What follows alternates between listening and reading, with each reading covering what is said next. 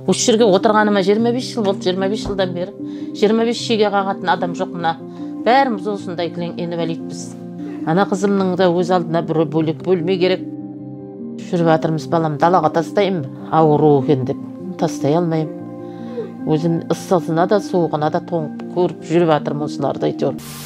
Сіздерге тағы бір қонақтар келіп тұр екен, біздер айтқанбыз ғой. Сол кісілерді кіргізсек бола ма? Кірсін дейді. Енді көздерімен көрсін, келген адам барлығы көрсін. Кезекті Қарекет қайырымдылық қорының баспанасы сіздерге бұйырып жатыр. Құтты болсын апа. Кезекті баспана, кезекті қуаныш. Алла береке берсін, баспаналы болдыңыздар. Рахмет сіздерің. Алла сыйласын. Құтты болсын үйлеріңіз. Бақытты болайын алайын.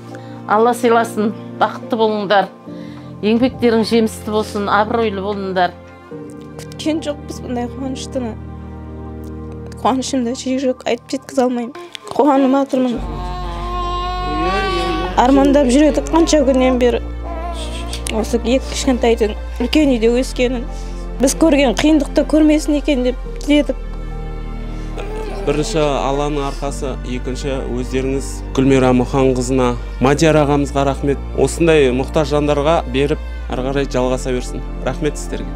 Құрметті қазақ елі, Қарекет қайырымдылық қорының 30 күнде 70 баспана атты акциясының аясында кезекті баспана қазалды. Апамыздың отбасында табысталды. Бұл отбасында бір емес 4 мүмкіндігі шектеулі адам болғанына қарамастан осындай құқықтай бір бөлмеліде 25 жыл өмір сүрген отбасына бұйырды. Алла осы баспанасын берекелі құтты баспана қылсын, апа, құтты болсын.